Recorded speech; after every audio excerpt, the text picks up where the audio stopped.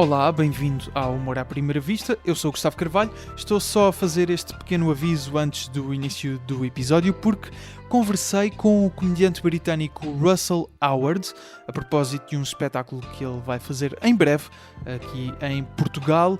O episódio que estás a ouvir é a versão original, portanto a conversa é em inglês.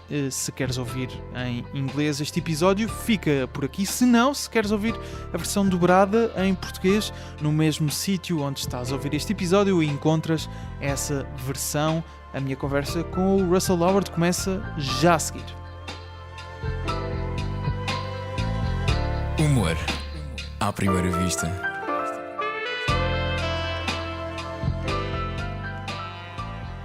Russell Howard is one of the top comedians in the UK. His last show was called Lubricant. It came out in 2021.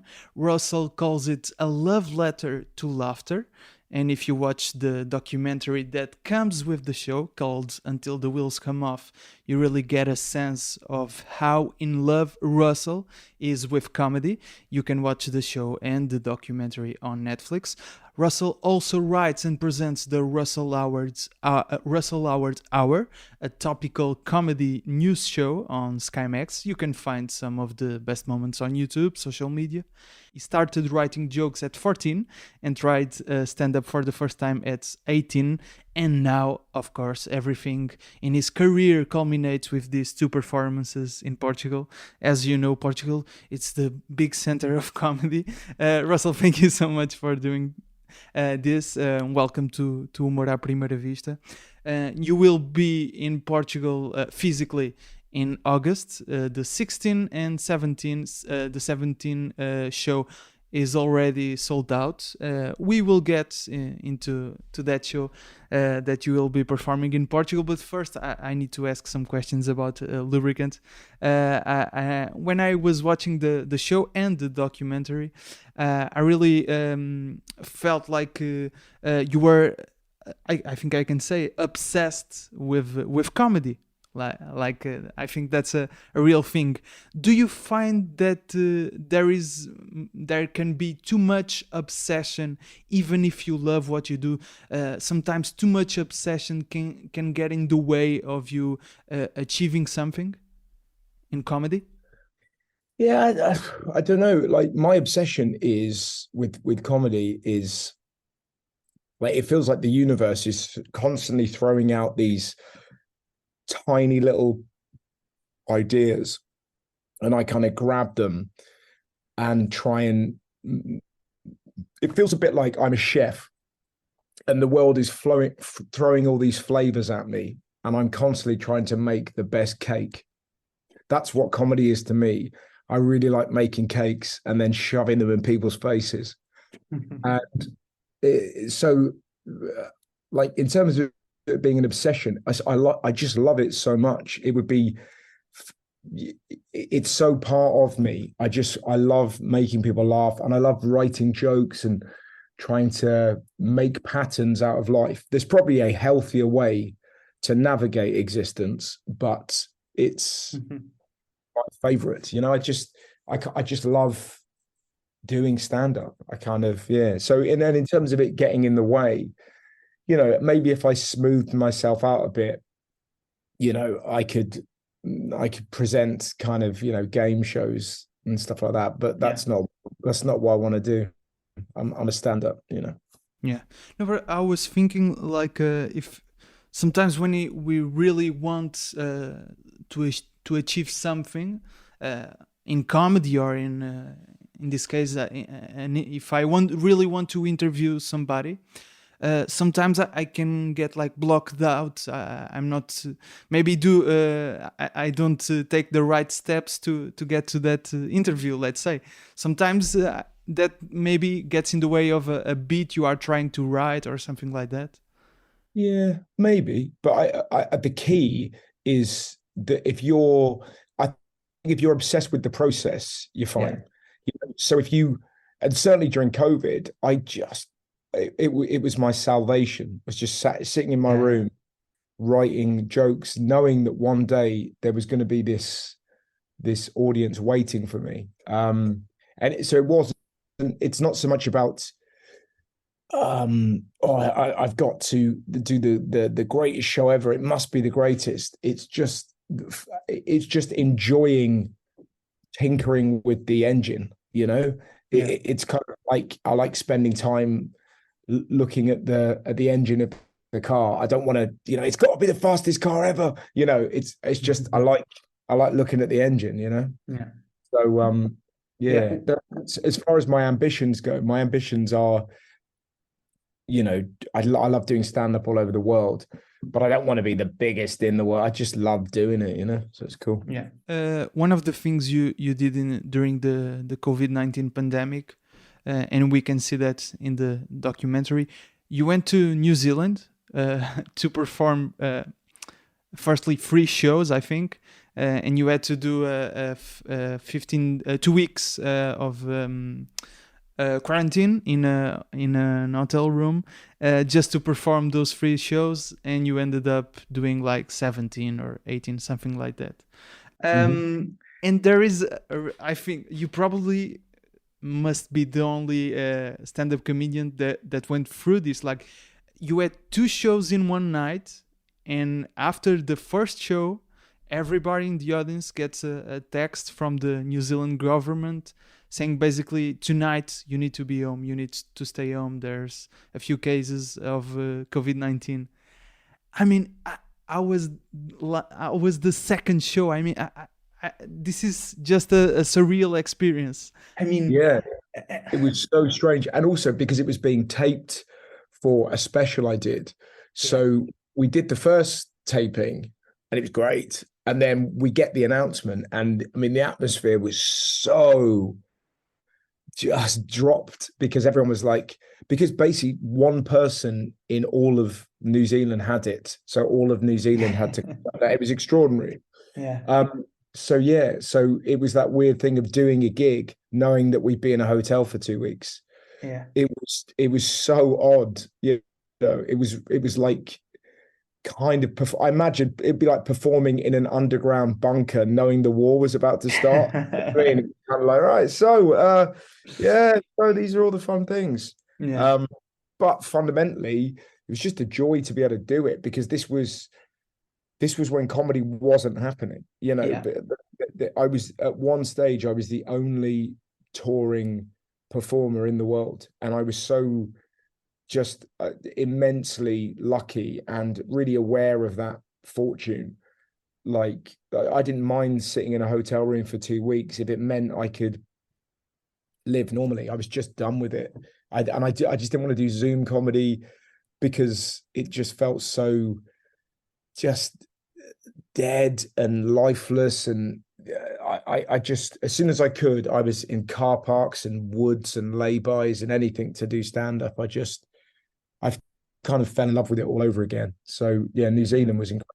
Yeah, and we ended up going all over the country just performing. But it was such a wild time because for a while, all these tribute cover bands were massive. They were doing arenas in New Zealand because nobody was performing. And it was so interesting that you would bump into like the Kiwi Beatles, and suddenly they were just huge because nobody could go into and perform. And I kind of thought, God, it would have been such a great documentary to follow those guys around, because they would have been like, yeah, this is what we deserved all along. This is life now. Yeah, man. Yeah. And then, but it was, it was just fun to be able to do gigs and just be normal. And then the odd thing was leaving New Zealand and Australia and going back to the UK when I was flying back into quarantine again and not being allowed out. So I'm immensely glad we're through that. I've literally just yesterday I finished my UK tour, and we did 122 dates since March. And if you'd have told me, we'd be doing that, 3 years ago, I wouldn't have believed you. So kind of amazing. Yeah, amazing. One of the things I learned from the documentary was a thing your father said to you when you were starting out in comedy. He gave you like a deadline 1 year you can try full on comedy. You don't need to have a part time or whatever.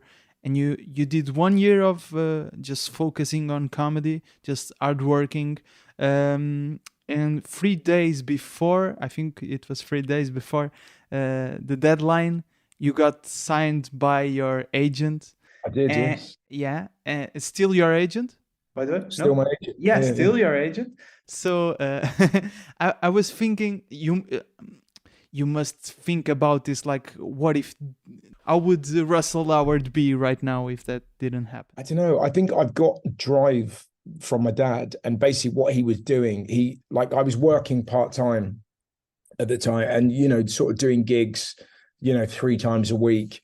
And he basically just said, look, just don't pay any rent, stay at home, but you have to gig 5 nights a week. If you're doing it, do it properly. So it was kind of his way of sort of, saying, just go for it, work really hard and see where you are in a year. So without that, I definitely wouldn't have kicked on, because I would have been comfortable. And there's nothing like peril to make you achieve. Do you know what I mean? It's like I remember when I first moved to London, and that desire and need to pay rent, like, it meant that I would do any gig rather than going, oh, I don't really fancy that. It's like, I don't have a choice. Not only do I want to do that gig, I need it because I need the money to pay my landlord, and I would just make my rent every month. It was just like I just squeak by, and but it just gets you better quicker, and yeah. So I kind of think I think I would have been doing it anyway, because I just as soon as I started stand up, I just knew it was for me. It's just and you find such a camaraderie and a brotherhood and a sisterhood, and there's all these misfits and weirdos that are like you, that you just suddenly join this kind of troupe of clowns, and it was amazing, and kind of still is. There's still some of my best mates are comedians that we started out together. It's real, I just remember all the little gigs and the weird gigs, and I still do some of them just to try new material. I still do that, Yeah. Well, we tend to say that if you, it doesn't matter if it's comedy, music, whatever. If a person works hard, if the person is talented and has a bit of luck, it can achieve the goals. But do you? I kind of struggle with this equation, let's say, this formula, because sometimes I think talent also comes from the hard work. So the sensibility, in this case, in the comedian's case, the sensibility of knowing something is funny may come from hard work, not necessarily talent. Do you think talent is really a thing, natural talent, or everything comes from hard work? I often think of to use your compatriot, I think of someone like Cristiano Ronaldo, who's obviously talented, but I bet you he works harder than anybody else. So the talent kind of blurs into the hard work, and I think it's that thing that you kind of you need that little flame, but ultimately the hard work is in getting the twigs and getting the wood to the flame to turn it into a fire. So it doesn't matter how talented you are. If you don't work hard, it just won't happen. And there's so many comedians that have just got talent, but they're just they're lazy. They don't write new material. They don't, they don't turn up to gigs. They don't book gigs in, and it kind of just wanes. And without hard work, that's the key. If you look at someone like Bill Burr, Seinfeld, Michelle Wolf, Chappelle, Mulaney, all these, Daniel Kitson. Yeah. The common link between all of them is just show after show after show. George Carlin, Richard Pryor, Bill Hicks. That it isn't like one or two bits. There's lots and lots and lots of Of stuff. course. And I think and all of those people are talented, but they're also unbelievable, Consistent. consistent and really hardworking. And it's sort of that thing. I often think that if the best people ever worked hard, then that's the only way. But then subsequently, it's not really hard work if you love it. Like Paul McCartney was an absolute beast. I mean, like Christ, he just worked, but it probably wasn't hard work to him in the same way it isn't as a comedian, because you can spend 4 hours with an idea and you're in this kind of lost state, you know, trying to cook comedy crystal meth that you're just what's the flavor, what's the spice, what's going to get people hooked, you know. But you're not looking at your clock going, oh God, 4 hours until my first break, because you're consumed with the hobby, because it's like grabbing a guitar and trying to find the tune out of it, and you just go, oh Jesus, 4 hours has gone by, fuck, you know. You say lubricant is a love letter to laughter. Is that concept found while working on the bits on the show, or just after the hour is completed you get a sense of, oh, this is kind of a love letter to laughter? Well, see, the tour was called Respite because I just feel like laughter is a respite from life, and it's like when you're lost in laughter, you're not thinking about anything else. You're just in this kind of beautiful zone. Yeah, this sort of like, and you know, you kind of, it's like a societal orgasm, you know, and you're kind of together. So that's where it came from. And then I had this phrase where I said that laughter is the lubricant that makes life livable. And I thought for Netflix, it would be quite cool to have, you know, a title like Lubricant, because it's kind of a bit like, oh, I wonder what what does that mean? It's a bit enticing. But that came to me like right at the end. I was like trying to figure out a show, because I'm kind of like, you know, in a similar way to, you know, like Chappelle or Burr or, you know, any of these guys, or Carlin, I would never write a show and so, you know, like kind of go, this is what the show is about, and perform that same show. You know, I'm going to do a different show in Lisbon to the show I did at the beginning of the tour in the UK. And when I tour in America and Australia next year, it will be different, because that's what stand-up comedy is. It's about, you know, trying to create all these new routines and move things around so that you've got lots to kind of offer. So yeah, the titles always come subsequently, you know, and I'm kind of, but I always have a think in the back of my head for titles. I think I've got one for when I record this special, I think I've got the title. But yeah, I'm not very much it's a work in progress. Yeah, well, because that's the majesty of it, you know. It's kind of that you can have an idea and you can talk it through and you create with the audience, and it's just the best. Or you might have, like, I was at a gig the other day in York, and I walked on stage and a lady said, will you sign my arm? And I said, sure. And suddenly she threw a prosthetic arm on the stage. And I signed it. And then I was left with the dilemma of, how do you throw a bionic arm back to a lady with one arm? Yeah. And it was so funny. And it was such a kind of mad start to the gig that it then puts you in like an interesting place. And she was telling me that apparently the best prosthetic arms are made in Bristol, which is where I'm from in the UK. Yeah. Now, Bristol in the UK is not known for its intellectual. Yeah. You know, like we're a gentle, simple, happy people. So the point I'm making, for that specific gig, that was this beautiful, mad variable that ran through the show. Yeah. But like, so I'm able to blend my show that I have in with this and then create something that's unique.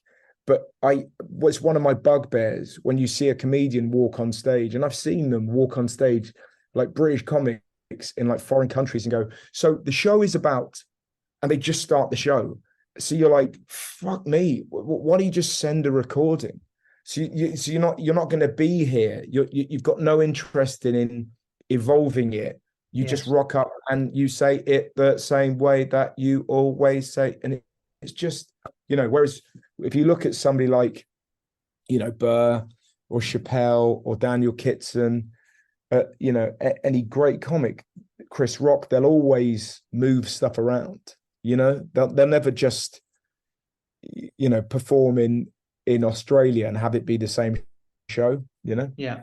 That story of the prosthetic arm is really interesting for a question I wanted to ask you, because you in the special you share some stories with your nephews, some memories that really meant something to you because of laughter. Laughter is the common link between the stories. But I was thinking like that situation with the prosthetic arm that basically occurs out of nothing.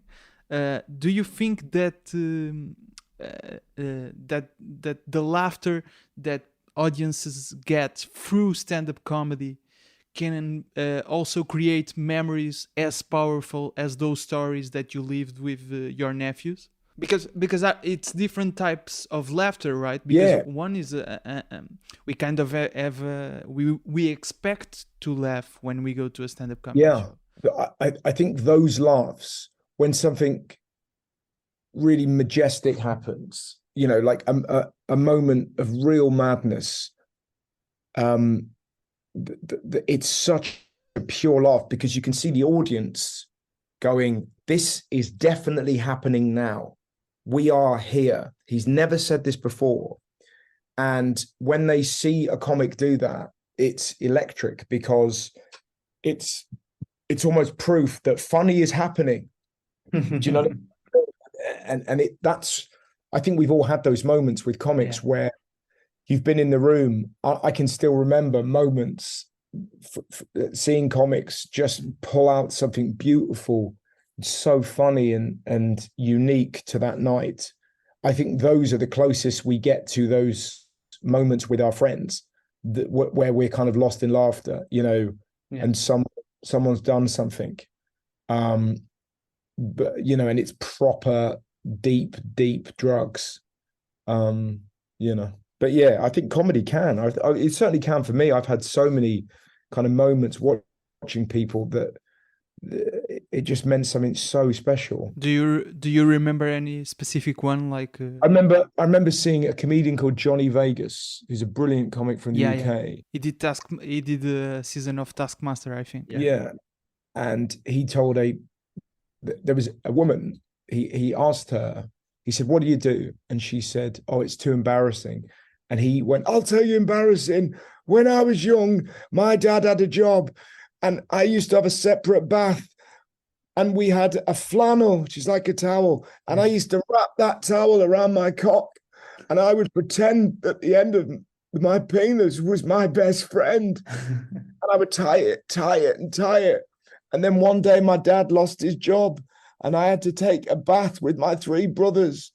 And I pulled the towel and I started winding it around my cock. And my brother looked at me and said, "Johnny, you're going to fucking prison." And he went, "That's embarrassing. So what do you do?" And I realized it was this beautiful story where he self-lacerated and made everyone laugh. Yeah. His aim was to just loosen her up so she could say what she did.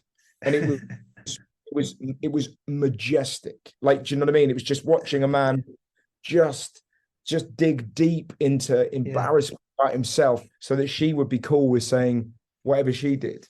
And it was just unbelievable. And that was when I was 19 years old. I remember seeing that, you know. There's countless moments where, I remember seeing Chappelle live do a bit about watching a Chuck Berry sex tape. And he had the line, in steps Chuck, and he's up to his old shenanigans again. There was something about that phrase, shenanigans. Yeah. You know, that kind of sticks with you. It. Yeah. Yeah. Well, it's just that thing of like, so for me, it's kind of phrases or little jokes. yeah, or like a Mitch Hedberg bit, or there's so many little jokes Yeah. that just every so often come back to you. um, I wanted to actually ask you something about Taskmaster. Is that okay? Because you did season 6 of Taskmaster in Portugal. We recently.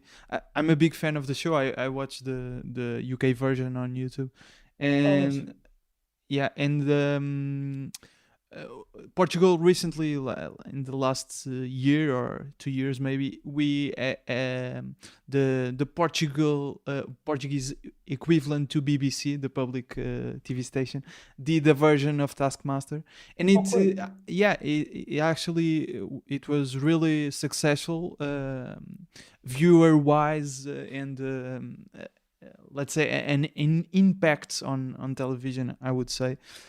So what is it about Taskmaster that you think really resonates with people? Because I kind of feel like it's the natural habitat to comedians, that space, that those challenges. What do you feel about the format? I think it's because there's no contention in it. So it's unashamedly celebratory and inclusive. So you're not going to talk about politics. You're not going to talk about religion. You're not it's a real safe space it's a safe space for stupidity. That's what it feels like. Do you know what I mean? Yeah, of course. In a world where everything is diametrically opposed, there's something quite joyful about watching a comedian trying to, come up with 17 ways to use an egg. Do you know what I mean? Like, so Yeah. I think it's just in a world that's wild, it's kind of a very old-fashioned, silly show, and I think that's probably what it is. Do you know what I mean?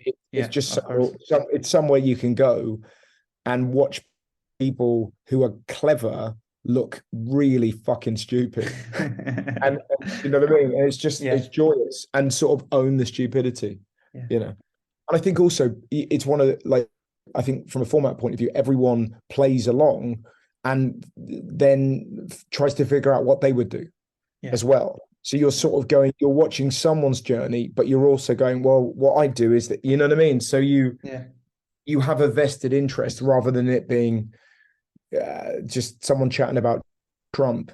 That there's an innate originality to it, because you've got to figure out the best way to get a dartboard over a lady called Sue's head without making her sneeze.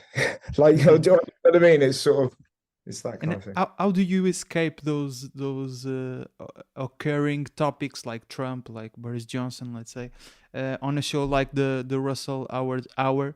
I think sometimes there's a kind of a risk, because those targets are presented like in such a they seem so easy sometimes, like this is perfect for comedy, we have to do this, and sometimes I think we kind of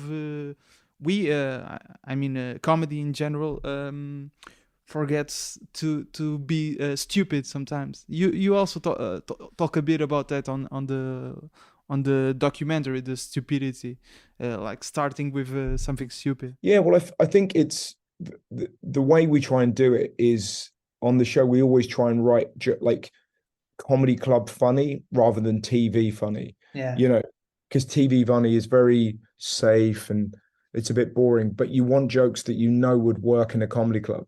So if at the very least, if you're talking about Brexit or Boris, then if you can make a comedy club laugh with that, then you can put it in the show, because they've heard every joke about Brexit and Boris. You really have to kind of try and dig deep and find stuff.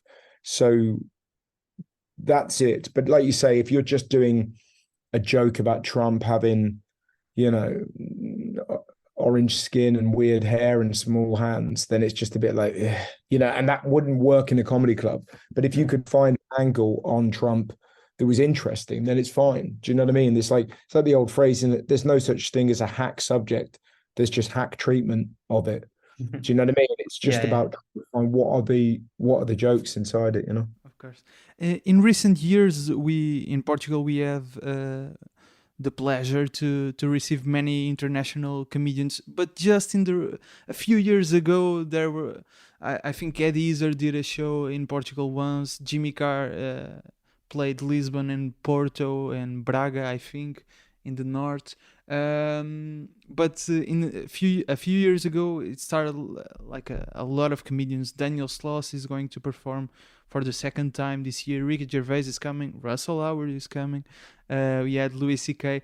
So I know the decision of coming to Portugal is not only made by the comedian, but can you explain why Portugal is suddenly in the appearing in the European dates of comedians? I think because it's just it's a new frontier for an English comedian to kind of like, you know, I get to tour in Australia, I get to tour in, you know, Scandinavia, Germany, Holland, and I get to tour in America. So you then kind of go, oh, and I wonder if we could just do some gigs in Spain or Portugal or, you know, where we're in, you know, just to see what it's like. And I the phrase I always use is like street level knowledge. So I feel like I would say I've got 20 good minutes about Scandinavia that is really funny to Scandinavians, you know, and I wouldn't have got that had I not been there. Yeah. But if you try and write from afar, if writing from afar, your Portugal would be like, oh, Cristiano Ronaldo and nice beaches. But if you go there and spend time there and time with people, you actually go, you'll find these little, do you know what I mean? These little topics, and it just makes you a better comedian because you have a feel for, you know, what makes Italians tick or what makes, you know, the Dutch tick or and then you also learn a lot about yourself and how being English is perceived. I remember being in Amsterdam and I was there one night and I was watching all these people. I was watching Germans and Portuguese and French and you know, Swedish guys, all stoned and a bit drunk, and the only ones that looked trouble were the English. And I remember on stage talking about this, and the laugh from the Dutch was huge. And then you suddenly go, Jesus, we're like these tiny little thugs the world over that everyone is like, oh, fuck, the English are here.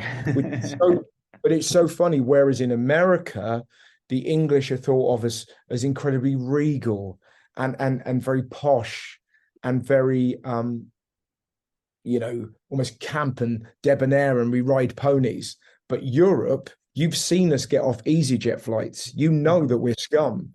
So it's like, do you know what I mean? It's you can't hide it. but you know it. So it's that, and it's so funny just to kind of see the way that you are, how England is represented and how different your country is to different. It opens avenues. I remember being in America years ago, and we have a thing called a lollipop man, which probably won't make a lot of sense to you, but basically, when we get children across the road, we have a man in a fluorescent jacket, and he holds a metallic lollipop that says stop, and he's called a lollipop man, and he stops the traffic and the kids go across the road. And an American person, for whatever reason, I was talking about this American shouted out, "Why do you have that?" And I was like, I do not know. And so that became this really funny routine in England, that this tradition that we thought was completely normal, you suddenly look at it from a different angle and you're like, this is insane. But we have the same in Portugal sometimes. In like field trips, the kids make it at school or kindergarten. Yeah. But that's what I mean. So it's finding out the sort of similarities and the differences, and that's why I love traveling to different places. And it's just the challenge of doing a gig and being able to travel around Lisbon. Nobody will recognize me. I'm not famous there. So I can go into a coffee shop without people wanting a photo. it'll be slightly freaky for the Portuguese people in that coffee shop because they'll be like, why is that Englishman staring at me writing notes? I think I'm a detective. But it's another way of trying to find new comedy, really. Yeah. That's why I'm coming. Yeah, incredible. I normally ask this to every guest. It's like, if you could steal a bit from other comedian without them knowing, or if you want to think other way, what is a bit from other comedian that you really wish that you had written? Oh, Jesus. Yeah, a tough question, I know. Anything from Mitch Hedberg, Anything? Any specific one you remember? Like, just mention it. His brain. I would love to wander around his brain. There's a joke he's got that I love when he goes, I was walking along the other day, I was talking to my friend, but I was mumbling because I mumble a lot. I mumble a lot off stage. I'm a mumbler. If I'm walking with a friend and I say something, he won't hear me. He'll say, what? So I'll say it again, but once again, he doesn't hear me. So he says, what? But really, it's just some insignificant shit that I'm saying. But now I'm yelling, that tree is far away.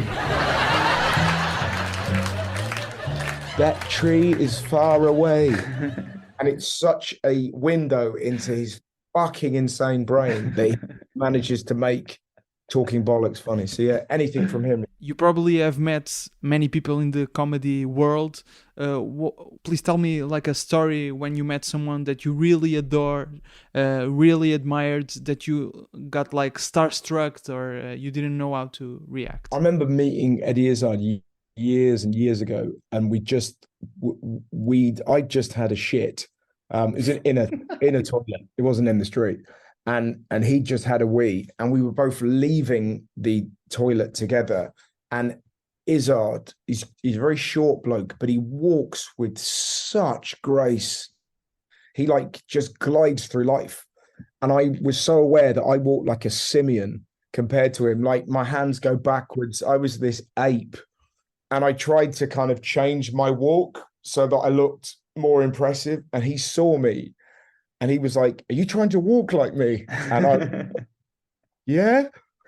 And he went, bit weird. And that was the first time I met him. So basically, yeah, he didn't know who I was. Yeah. And he said, are you trying to copy my walk? And I said, yes. And then when I met him years later, luckily he didn't remember. So all was fine. But yeah, that's probably the weirdest moment where I was so in awe of his strut, I tried to copy it and failed. If the lubricant was a love letter to laughter, have you already have an idea of what this show that you are going to perform in Portugal is? It's like the laughter is replying to your love letter or something like that. No? Oh, that's good. Yeah, no, it hasn't quite figured itself out. It's a similar theme, which is just it's like an hour and a half of like big fat funny jokes. I'm just really enjoying making people laugh and trying to find a middle ground of connection. That's the aim, really. That's a good title, Big Fat Funny Jokes. Big fat funny jokes, yeah, nice. Russell, thank you so much. Hope to see you. Nice to meet you. Yeah, come along to the gig. I'd love to meet you, man. Yeah. See you, Gustavo. Take care, man. Thanks so much. See you. Bye. Take care.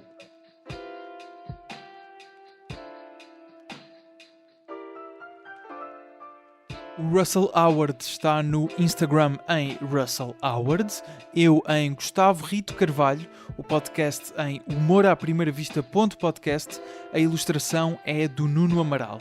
Os jingles são do Ruben de Freitas e do Luís Batista, com vozes do Rui Mirama e do Tiago Filipe. Há episódios para ouvir nas plataformas de podcasts. Já agora, aceitamos reviews. Com agosto a chegar, fazemos uma pausa no podcast, mas o regresso em breve. Até lá, é seguir o Humor à Primeira Vista no Instagram, em humoraprimeira-vista.podcast. Estou também no TikTok, em Gustavo Rito Carvalho. Até um dia.